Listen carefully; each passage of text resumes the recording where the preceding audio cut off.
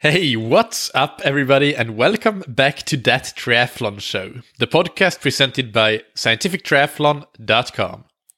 I'm your host, Michael, and this episode is Beginner Tip 19, where I'll talk about mastering transitions in triathlon and how to become really fast and effective in T1 and T2. This episode is sponsored by Precision Hydration on precisionhydration.com. They make electrolyte products to make sure that you can meet your individual sweat sodium loss needs, because everybody loses sodium in their sweat at a different rate, and how much you sweat, of course, also plays into that. For example, I'm a very salty sweater. Yesterday, I went out for an easy endurance run, a bit more than 2 hours, and it's getting warm here in Portugal now. So when I got back, I had salt stains all over my clothes and even on the straps of my helmet, and really weird places that I've never seen salt stains before. But I guess just the heat here made me sweat a bit more, and that really showed in the stains that I had. And I've taken Precision Hydration's online sweat test to find out that I'm kind of between the pH 1000, so 1000 milligrams per hour of sodium, and the 1500. So for preloading especially, I use the 1500, so even stronger electrolytes. And you can do that as well, and then you can get your first box of Precision Hydration for free when you use the discount code ThatTriathlonShow, all one word, all caps, on precisionhydration.com. But let's move on to transitions. And to be clear here, this episode is only about what happens in the transitions themselves and not after. For example, not how to run well off the bike. We could do many episodes on that, and I have in the past, by the way. I'll link to that in the show notes. But episode 48 was called 5 Keys to Running Well Off the Bike. So that will be in the episode description, and you can click through and listen to that. Today's focus is only on what happens in the transition between the disciplines and making that fast and smooth. And make no mistake, transitions are super important, and it's low-hanging fruit. It's high return on investment. If you master them, you can easily shave, for the invested time in training, you can shave a lot. Like, for example, depending on what your level is as an athlete, you may need maybe 100 hours of swim, bike, and run training to shave a minute off your sprint triathlon race time by just becoming fitter. But if you never thought about or practiced transition, even just 1 hour of deliberate transition practice could gain you a minute or so just from becoming faster and more effective at them. So, high potential return on investment. How do we improve them? The way I see it, there are 4 keys to becoming good at transitions: practice, simplify, know the event, and execute. So let's take one at a time. Practice. You need to practice things like getting out of your wetsuit efficiently, get on and off your bike, getting into your running shoes quickly, all those sorts of things. Otherwise, if you don't practice, there is no chance that you'll suddenly be fast and good at it in racing. And it's not just practicing one time, although you can gain a lot in even just a single session of deliberate transition practice. But you should make it a regular part of your training, especially in the last month or two before your race. You also need to practice like you race. So you need to practice with your race day equipment, and even, if possible, practice in race day conditions.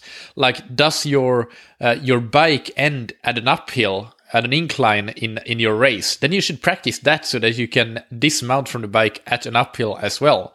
And weather conditions as well. Like, if it's quite a cold swim, then that might affect what equipment you have and need to get into for the bike. So that affects how you practice as well.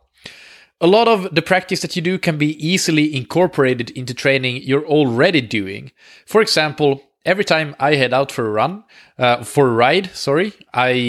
I put my riding shoes, my cycling shoes on the pedals, clip them in, attach them with rubber bands to the bike, and then I do a flying mount practice. And the way that I'm going to do it in races. And every time I come home from that ride, I practice dismounting the way I would do in races. It takes me 1 minute of extra setup time, so it's nothing, and I get so much great transition practice for that. every time you make an open water swim, don't end it with just easily walking onto the shore, slowly removing your wetsuit. No, exit quickly, run out of the water and get out of the wetsuit as if it was a race. And that takes you no extra time again, but you get an extra transition practice. It's very valuable.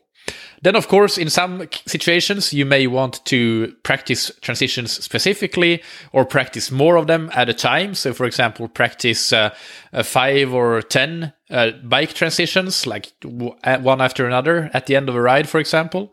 But that is still very time-efficient training, and you can do that. That is very good as well. So simplify, and with simplify, I mean simplify your setup and your equipment selection, because it is a good idea to try to be somewhat of a minimalist in transitions. Standing around trying to decide what to use and not to of all of the stuff you've packed into your transition box is a waste of time. You should almost always know well in advance of your race exactly what you'll use, and therefore bring only that into transition. And this is pretty simple. Bike shoes, helmet, sunglasses, running shoes, race number and race belt, and fuel and hydration. In general, you don't need to bring extra clothes into transition, because you should know in advance what clothes you will be wearing. You know roughly the weather conditions, the course, etc. And you should know that that works for you because you've already done it in training. So that's it's very simple, really. And trying to just be clear about what you want to use in your race, and then train that way and refine what you use and what you don't use. That will save you so much time just through the mere act of simplifying your transition, having less stuff and less things to think about, making it automatic, making it a routine.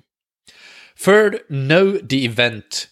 This you should prepare in advance. Check the transition area maps and maps for getting into and out of transition. You should also know the rules of the event. Will you have a box where everything needs to be put in, or should your stuff be on a towel on the ground? What are the weather conditions like? That will determine what clothes you will have, for example. Will you use something like arm warmers or something? Will you use socks? What sort of nutrition is provided by the race? That will impact what nutrition you may bring into the transition area. All of these factors come into play here when you make your plan for the stuff that you will have in transition. And knowing it well in advance will help you practice like you race and do that in training as well. And finally, if you've done all these things, you've practiced, you've simplified your setup and equipment selection as much as possible, and you know the event, then on race day, it's all a matter of execution. Get there early and have a plan for what you'll do in which order, but specifically, when you set up your transition area, make sure that you have everything you need, and ideally nothing else. In some cases, there may be something that you have as a just in case. Like, for example, if it's a cold day and you think that maybe you will need to use socks, but you're not quite sure, then you can have these maybes as well in the box. But for the most part, as I said, you should decide well before the race starts what you'll use and leave the rest out. Make it simple for you. One thing to do when preparing your transition area that can be useful is to have like a colorful towel that you put in your box and that, if allowed, hangs out of the box, or it can even be just in front of your bike or beneath your bike, so that you can recognize your spot in transition from the color of that towel, because that's usually way easier to pick out than to pick out your bike itself. But then you should also, on race day, when you set up these things, walk or jog from the swim exit to the transition area and know the way to your bike exactly. So you should walk specifically the race route to the transition area and within the transition area. And pick out some landmarks, count number of rows, whatever you do, for how to easily find your bike, even when you're really your adrenaline is flowing and you're tired after the swim. So it becomes much more difficult. So you should have very clear landmarks and know exactly where your bike is. Same for the bike to run transition. go that route as well, walk it or jog it, and know exactly how to get from the bike to your spot in the transition area. And then it's all about execution. You know the event, you have simplified the setup, and you've made your decisions, and you've practiced it all in training. It will start feeling like a routine. Now, to finish up, some specific tips for T1 and T2. Let's start by T1, transition 1, swim to bike. So, practice running out of the water and taking your wetsuit off regularly in training.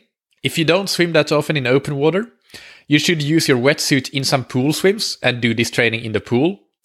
When you're running up from the beach, pull up your goggles as you're running, then find your zipper at the back and unzip while running. Release one arm, then the other, and then pull down the wetsuit to the waist. Or personally, I pull it down all the way to my bum. I can run just as well, and it's then slightly faster for me to get the wetsuit down to the ankles with just a quick pull that way, or sometimes 2 quick pulls, but still a bit quicker. And you practicing this will get you used to the dizziness from going from a horizontal to vertical position and the high heart rate after the swim. So this is something that you need to get used to be efficient at running from the swim end to the bike start. You can use body glide or something similar both on your legs and on your wrists, but even on the outside of your wetsuit to make it really quick to remove. And if you pull your wetsuit up a bit higher on the calves, it's generally a bit easier to just powerfully get it off with a strong, powerful pull of the ankles.